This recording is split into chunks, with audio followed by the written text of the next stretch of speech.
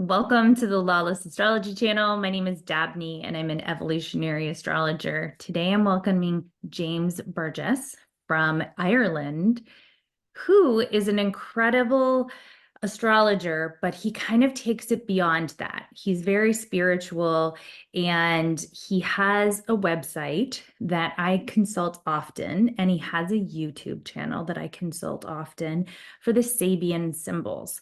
The normal approach to astrology is to divide a circle by 12 and get 12 zodiac signs with which we're all familiar. However, quite a lot of people are like Taurus.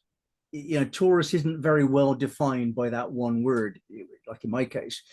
But when you study 360 degrees, and in my case, then you get the 16th degree of Taurus, you can look at the Sabian symbol of that degree, then you get a very much more clear, definitive statement of who and what you are.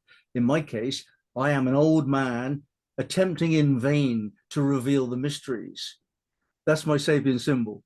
And I didn't understand it when I wasn't an old man, but the older I got, the more I realized I'm not doing a very good job at getting people to understand the way I think, However, I am exactly what my Sabian symbol tells me. So the Sabian symbols takes a very clear, definitive look at what otherwise would be relatively vague if you just look at the zodiac sign. So that's what they are. Now, this idea was already present over 100 years ago. There were two or three writers who were trying to put meanings to each degree of the zodiac. But Mark Edmund Jones, a leading astrologer in the 1920s in California, wasn't satisfied with them for good reason. They're rubbish. And he said to the leading psychic of the time, who happened to be one of his students in an astrology class, Elsie Wheeler, let's go and do this job properly. Off they went to Balboa Park in San Diego one sunny day, and she spent all day channeling these 360 images. So he would hold up a card with pencil marked in the corner, which might say Aries 5 or Taurus 17, and he couldn't see it and she couldn't see it, and he held up the card and she just give it an image like the Pope, a cat arguing with a mouse, and all of these really strange images, and he'd just write them down quickly, and she'd do the next and the next and the next. 360 is a very, very big number. So the next 30 years was spent trying to work out a system around this.